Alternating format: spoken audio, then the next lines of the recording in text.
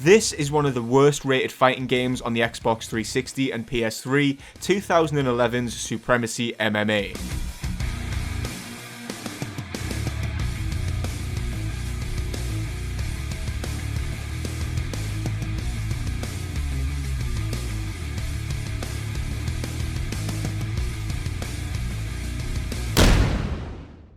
Now, it's important that I quickly give you some context about the MMA landscape at this time so you can better understand why critics hated on this game in the way that they did.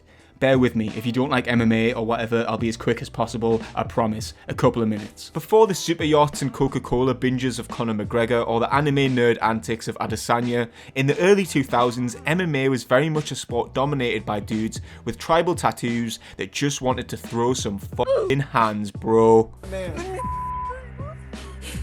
I do. Jeff Munson here. You like watching people get for free? They often looked very much like their counterparts in the crowd, who were necking down cans of Monster Energy alongside some Bud Lights and baying for blood. What I'm trying to say is, the mixed part of the MMA wasn't as mixed as it is now, and the product certainly wasn't as polished. It was still in many ways an underground thing, a sport shunned by the mainstream.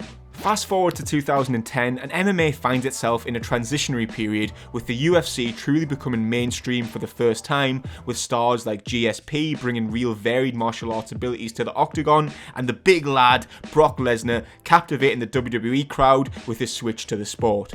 Basically, MMA was slowly but surely becoming more legitimate in the eyes of the mainstream, more professional. So if we take it back to gaming, let's look at the two MMA games that came out in 2010 for consoles, UFC 2010 and EA Sports MMA. Both very clean, classic sports game looking products. Now, let's take a look at Supremacy MMA. This box art looks like it smells of a monster stained Tapout t-shirt and cigarettes.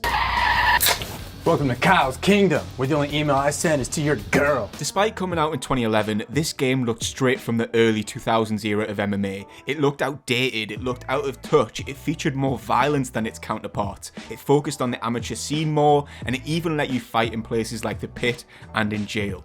The critics hated all of that before they even got onto the gameplay, which they thought was stiff and had poor controls. But over 10 years later, in the Hood arcade, I'm going to play this game for the first time and see if it really was as bad as the critics of the day said it was, or if they're just soft.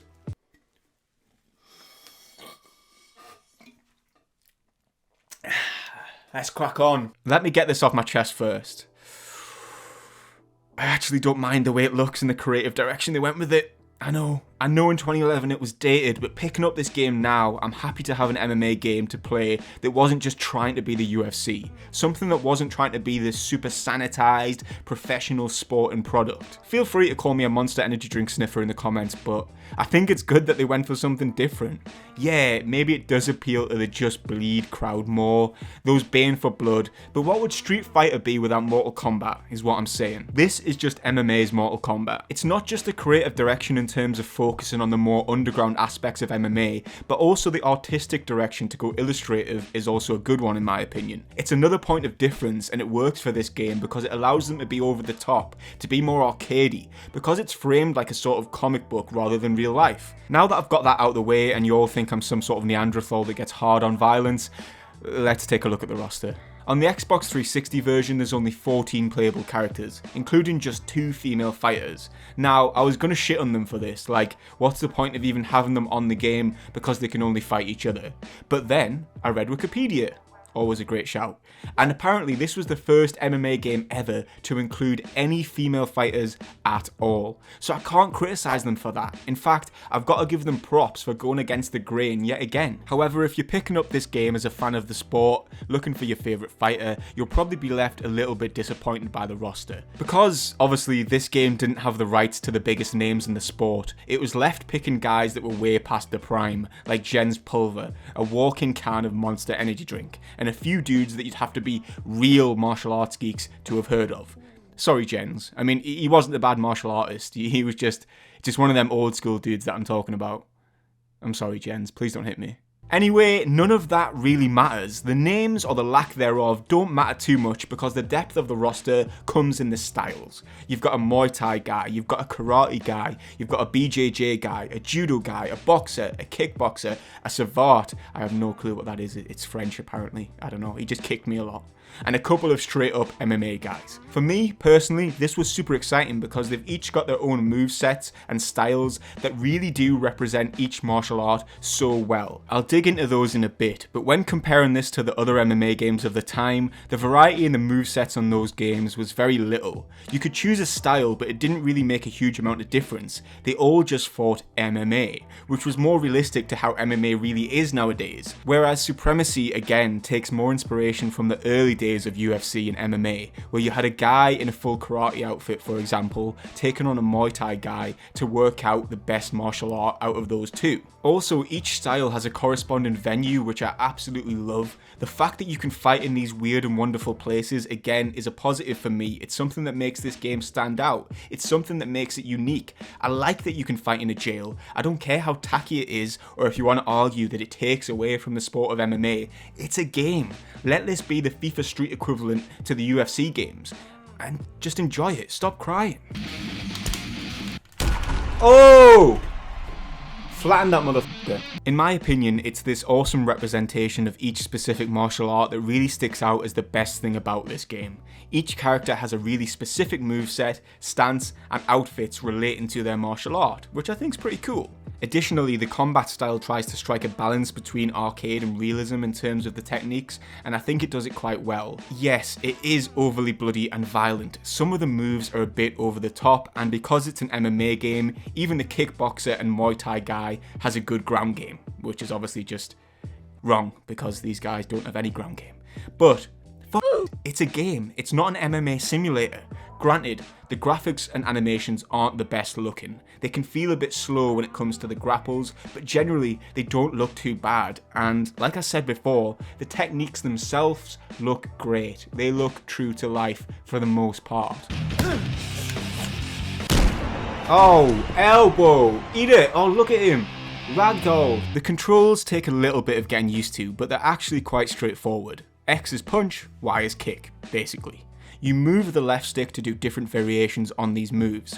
For example, if I'm the Muay Thai guy and I want a leg kick, I hold the left stick down and I press Y. It's pretty logical, pretty straightforward. The reversal system is very WWE. A button prompt comes up on the screen, and if you press it in the right time, you block or reverse the move. Much like SmackDown vs. Raw games as well, it also has the body damage indicator thing at the top and a health bar, and then this adrenaline mode that slows down your opponent's attacks for easier reversals, and it makes your attacks do more damage. I will admit that the critics were right when they said the animations do feel a bit stiff, and the pacing can feel a bit sluggish at times, but when you get used to it, you stop noticing it, and it's actually a really fun playing experience. When it comes to game modes, there isn't an awful lot to do. There's your standard fight now, then 2 tournament style modes where your health doesn't regenerate from fight to fight, but the main mode is Supremacy Stories, a name that I wouldn't have personally chose.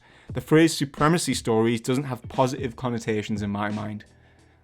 Yeah, I would have went with something different, fellas. Anyway, it's a very simple story mode for each character, charting their origin from the start of their fighting career in the underground to breaking into a professional organisation.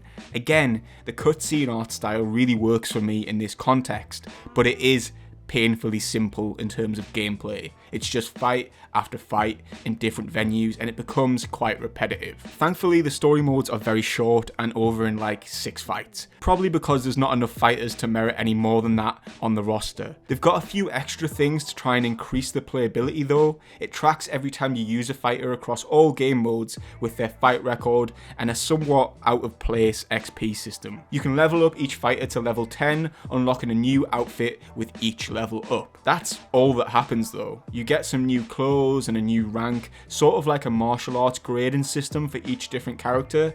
White belt to black belt to flame denim jeans. The ultimate karate grade. It's an okay idea, like I get it fits with the theme of martial arts and leveling up the grades as you get better, as you have more fights, but it's not enough to encourage me to level up each character just because I get a new outfit for each level, and there's only 10 levels. Despite the outfits looking pretty cool, to be fair, like I do love the Muay Thai ones. However, the worst part about this game, aside from the choppy gameplay, has to be the submission system. Now, this is an aspect that all MMA games have grappled with, no pun intended. It is so hard to get submissions right. They're either too powerful or too weak and complicated to use. In Supremacy's case, they are definitely overpowered. There's no stamina system, so dudes can just chain submissions and do huge damage to you with ease. It works on a stick rotation system, so if you fill the bar first, you escape. If not, you take damage equal to how empty your bar is. So these submission attempts do much more damage than any of the kicks and punches you can manage, and they're just as easy to do. I never once was able to escape a submission. It was hard to react quick enough, and the computer would always win. I can't imagine what it was like playing online back in the day, man. That must have been a nightmare. I do not envy anyone that tried to play this game online back in the day. I bet many controllers were smashed. Rest in peace. What's going on? Hit him! I'm pressing the buttons, bro. I was pressing the buttons. I got knocked out from top. What the fuck? I was pressing the buttons, I swear to God, guys. Okay, let me wrap this up real quick. The main takeaway from this is do not judge a book by its cover.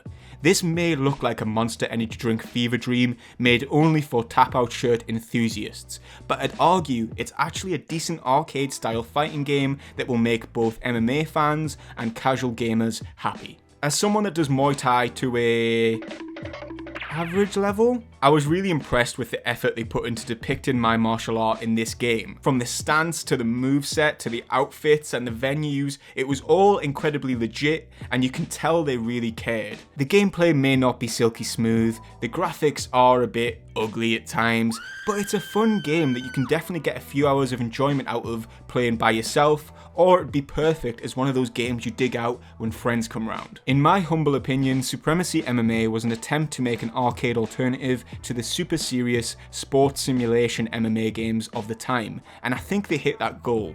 With a bit more depth in terms of the story mode, I think this could have been great. I'd really love to see a sequel or some sort of remaster now. So to the critics in 2011 who were crying and moaning over a little bit of blood and ooh, the graphics aren't good enough, shut the fuck up, sit down, crack open a can of Monster and have some fun for once, will you, right? It's a 6.5 out of 10. It's pretty good. It's got like a tribal tattoo charm. One of those vibes. I quite like Supremacy MMA. It's a good game. But you better fucking have some fun though. I'm not messing. Thank you so much for watching this video to the end. Not many people stick around to the end of videos nowadays, so I want to know when you have. So comment the word tribal down below and I'll reply to your comment and I'll shout you out in the next video because I know you've watched the video all the way through and I really appreciate it. These are the people that watched the 50 Cent Blood on the Sand video all the way through when it first dropped. Big shout out to these people. Thank you so much for watching it all the way through. It's a lot of help in terms of like getting the videos out there. If you haven't seen the 50 Cent Blood on the Sand video yet, don't worry, the link will be popping up here very soon. It's good fun. You don't even have to like 50 Cent. It's just good fun because you get to go around shooting people and looking for a crystal skull. So that'll be coming up there. But leave a comment, tribal, then I'll know you've watched to the end, and suggest what game I should be playing in the next video too. I want your suggestions. I want to know what you want to see me play. One last thing before I go, if you haven't subscribed already, please hit the subscribe button below if you enjoyed the content. I'm trying to get 10k subs before the end of 2023, so I'd really appreciate any help towards that. Join the crew, jump in the discussions, get involved. I want to build a community here where we play interesting games, where we play weird games, obscure games, fun games. I just want to have a chill time, you know what I mean? So if you want to have a chill time, you want to play some games, hit the subscribe button, leave a comment, let me know. Right, I'm really going now because the postman's going to see me like this. He's going to think I'm mental, or he's going to want to throw hands, and I need to be ready for that. I need to warm up. Right, watch the videos there. See you next time. Fucking got you there, didn't I? Fucking got you.